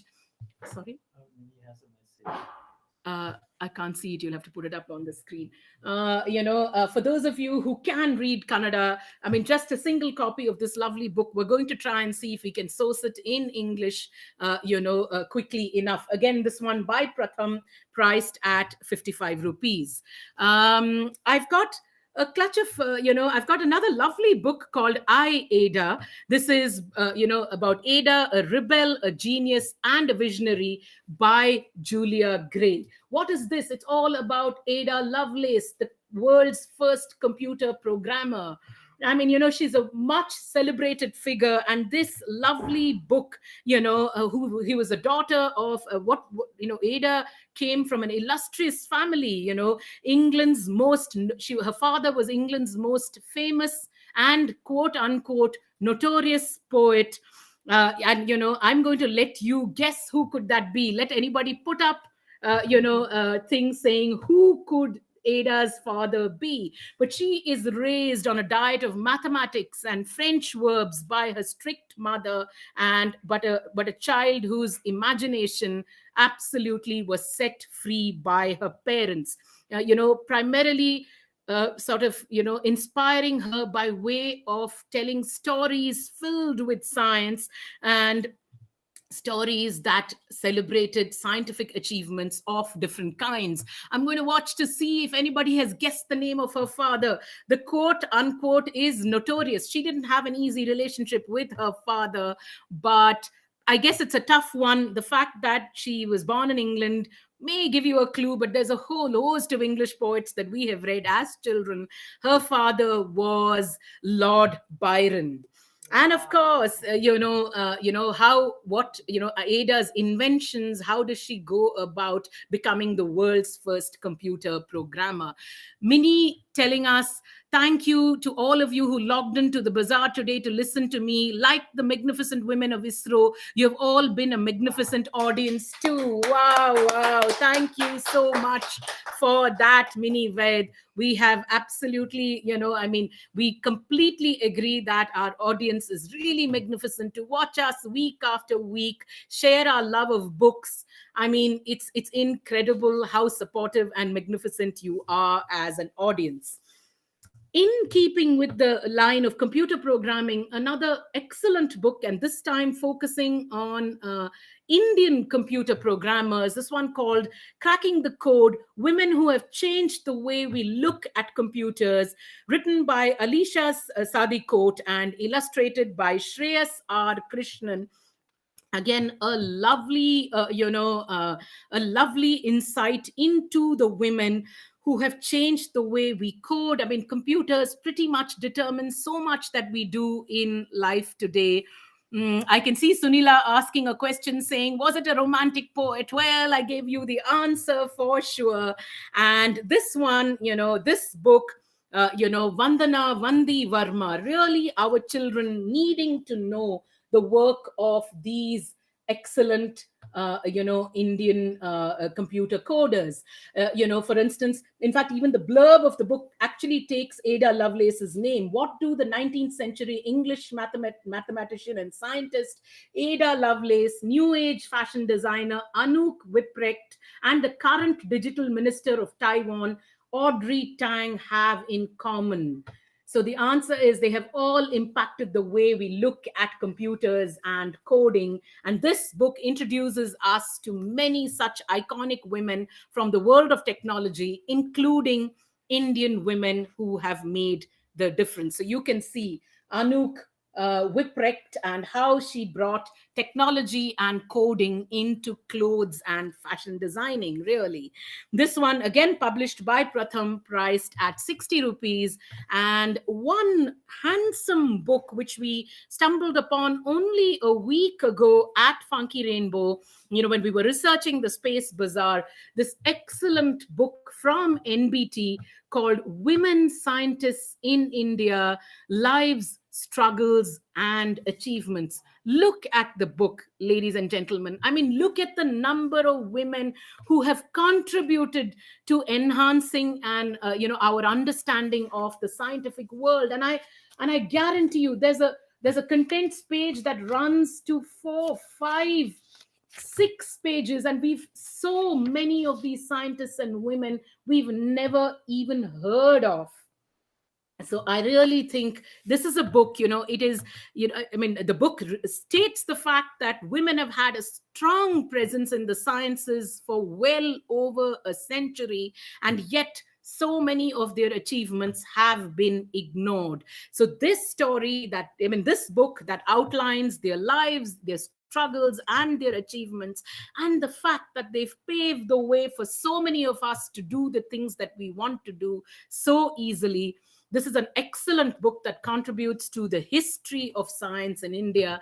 And it's from NBT, our government's publication house, really, that has compiled, like Minnie says, so little data available, but at least, NBT, one of our pioneering publication houses, putting this book together about women scientists in India, written by Anjana Chattopadhyay, and priced at 485 rupees. I think schools and homes should just pick it up, with scientific minded children, should just pick it up without batting an eyelid. That was a small peek into women in science at Funky Rainbow. We have a lot of books in science, and we will do a bazaar someday soon to focus on the science books, but these were all about some women scientists who've made a difference to our world. Would you like me to say hellos to a couple of more people before I get on to my space recommendations? Amritayu, welcome. Dinesh Nambiar, what a pleasure to have you from Speaking Tiger. Thank you for joining us. So many of your books in focus, plus the guest of the day, with her fabulous book from Speaking Tiger, ISRO's Magnificent Women and Their Flying Machines. Thank you so much. Shubh SK, a pleasure to see you. Ganesh Ramaswamy, Vijay Lakshmi Nagraj, Sarvam Kali, Divya Ganeshan, Tulika Pillai, Tara Veeraraghavan. So many familiar names, so many new ones. Such a pleasure to see you all at our bazaars week after week. Believe me, we wonder, will there be anybody listening to, to the curation that we're putting together, and all the books that we're trying to celebrate, but you keep the faith. You help us really keep the faith. So thank you so much to all of you watching us week after week. Aparna Tyagu, Trisha, Book Pickle, S. Agarwal, Tulika Pillai saying, I love coding too. Can I study coding if I buy Cracking the Code book?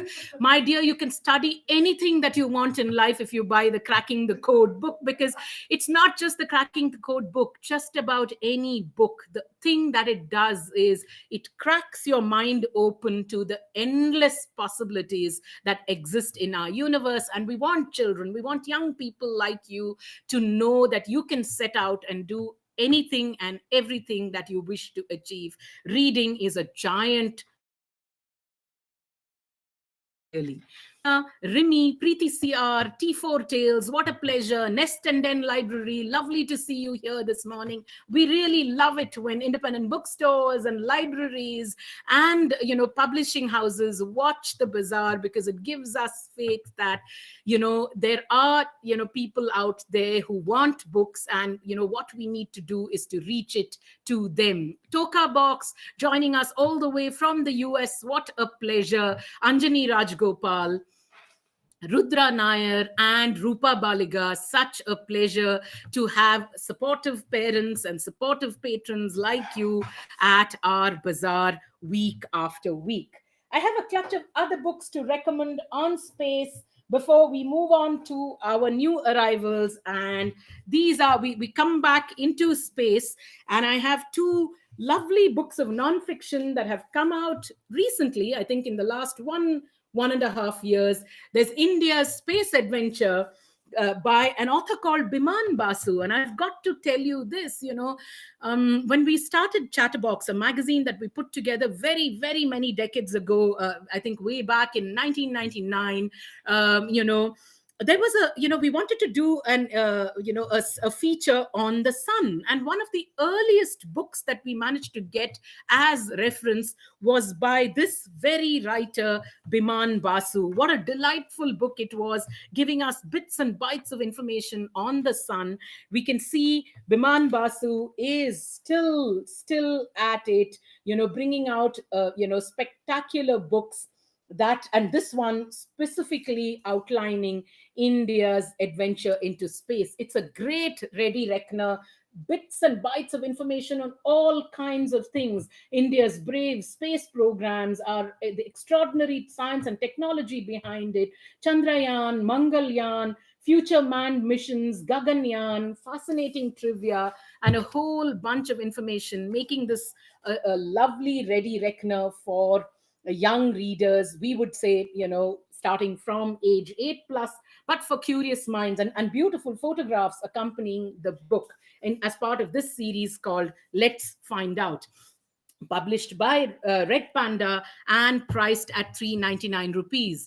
All these books that we're recommending at the bazaar available at discounted prices. There is a coupon code put up on our website as soon as you log into www.funkyrainbow.com. Please do apply the coupon code when you're checking out to get a discount on all books that are priced 100 rupees and above.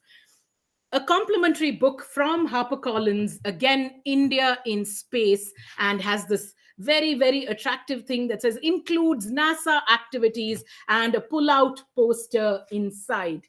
You can see, space trivia, timeline of Indian space program, milestones, information on our observatories and telescopes, valuable tips on space careers in this book. Really, I mean, I can't tell you how much, I do remember solar eclipses that would come up, or eclipses that you could see, and when you couldn't go to the planetarium, sitting at home and making those goggles yourself at home to look up at the sky. This book has some lovely DIY activities as well, on telescopes. It's really a great one for India's incredible journey into space. Again, we'd say 8 9 plus, published by HarperCollins and priced at 250 rupees. Do we have time? Okay, so I'm going to quickly run through 2 3 more books on the theme of space.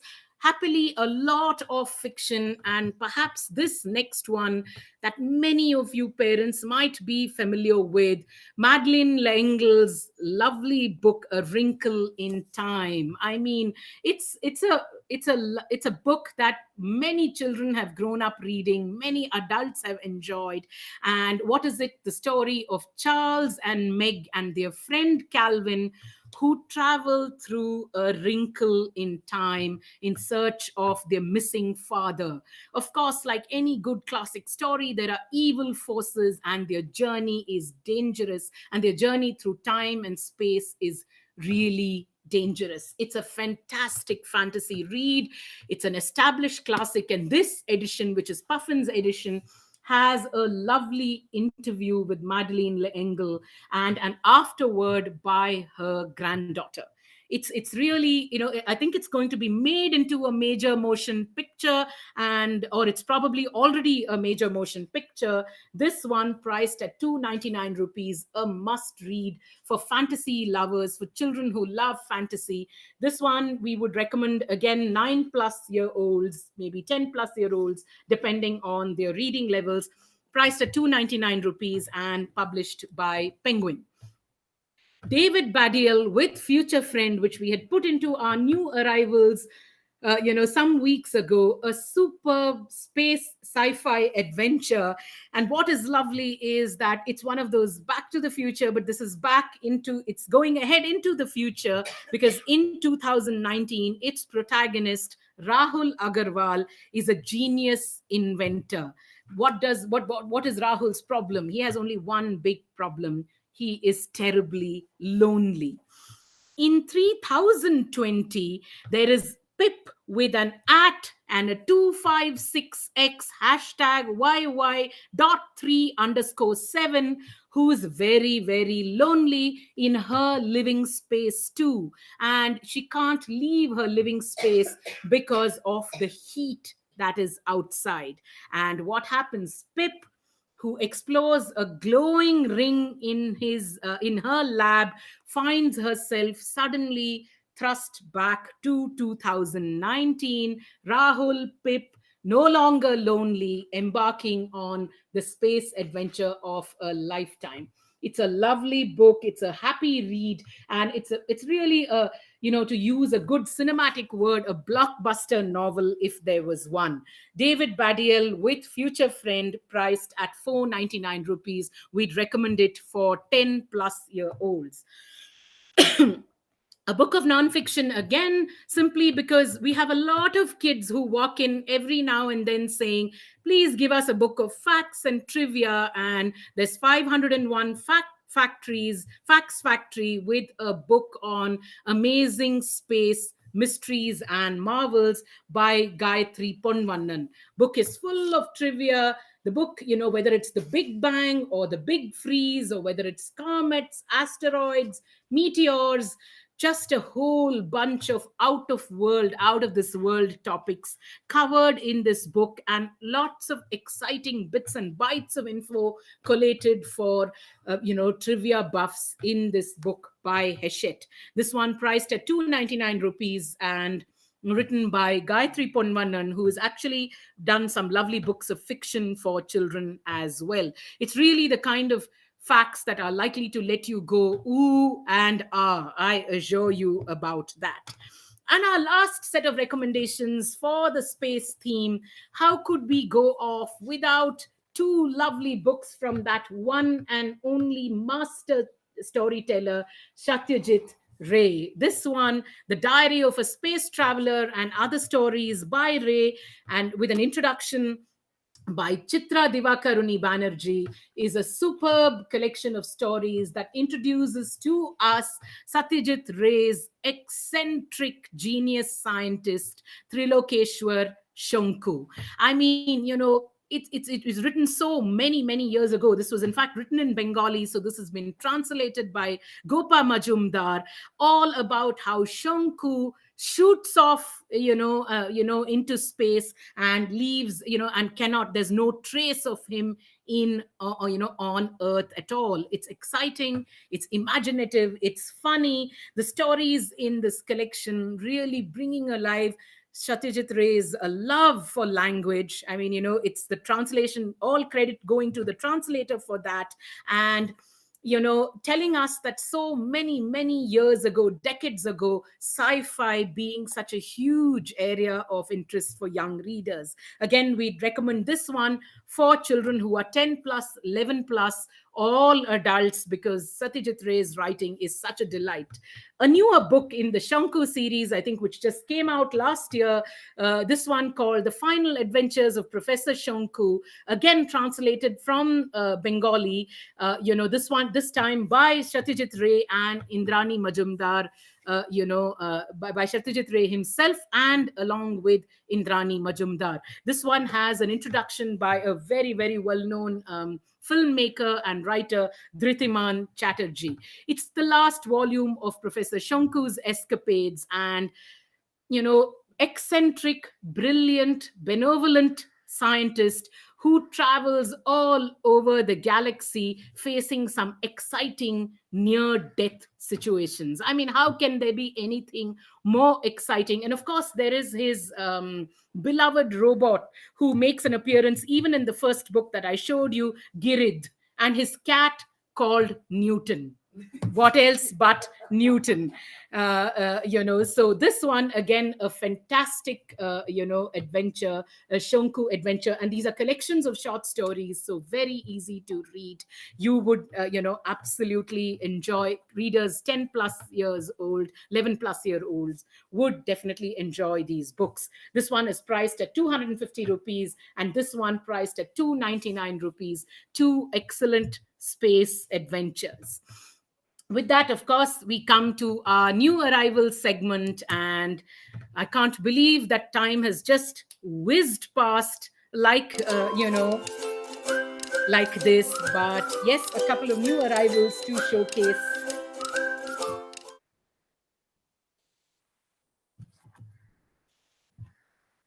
So the new arrivals are, of course, a lovely new book by Nandini Nair, sometimes Mama, sometimes Papa. Nandini Nair, who has over 50 books for children of all ages. A great, lovely picture book illustrated by Upamanyu Bhattacharya. You can see nice, large pictures in the book.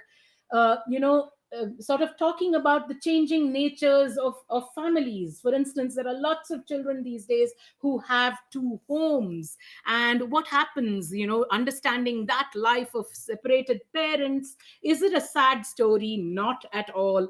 Nandini bringing her trademark, heartwarming writing and affection into this lovely picture book that we'd recommend for 5+ year olds.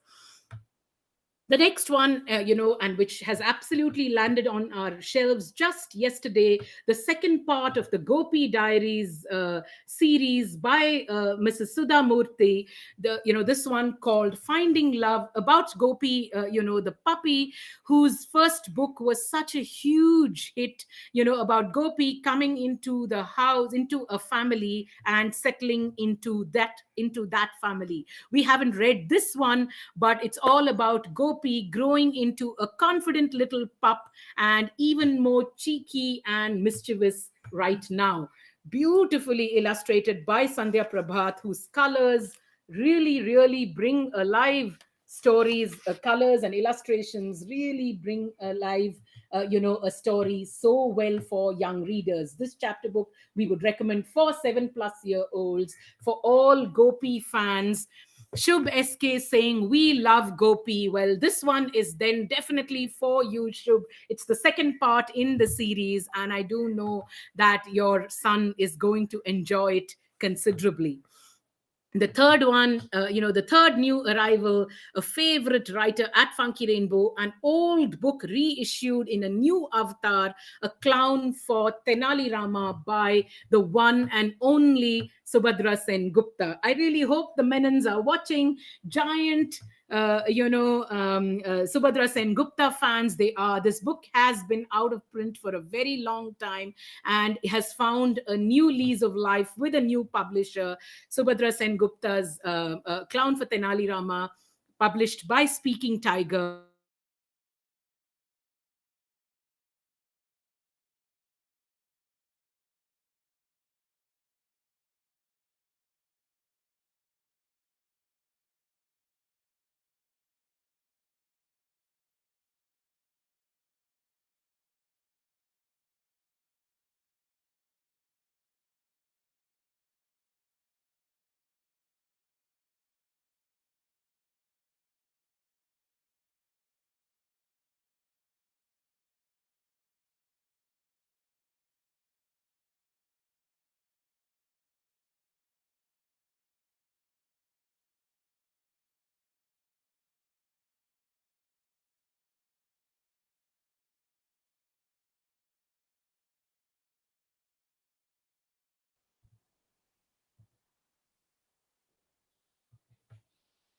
And this one and we were cut off and perhaps transported to Hampi, from Subhadra's lovely book, where the two kids, the protagonists of the book, have to work on something that's commissioned by the legendary Tenali Rama. This one published by Speaking Tiger, priced at 299 rupees.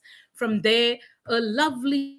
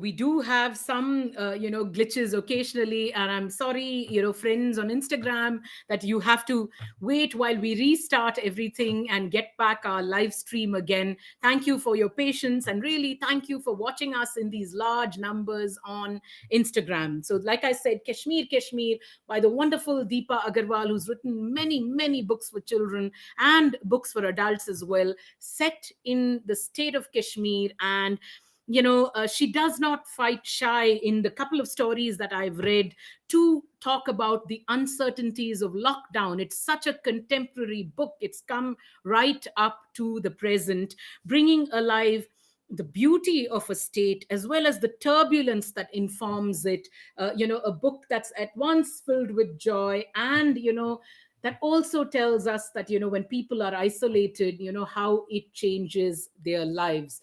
Beautiful cover, very beautifully done.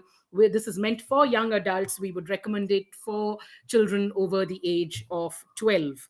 And of course, the last book at the bazaar, a Western one, again meant for young adults, by the most powerful Angie Thomas, brand new book, author of the best-selling The Hate You Give. This one called Concrete Rose. We haven't read it yet, but if we do know, Angie Thomas, we know that the book is going to be a searing exploration of Black lives and why Black lives really matter. We will read it and hopefully use it in one of our forthcoming bazaars.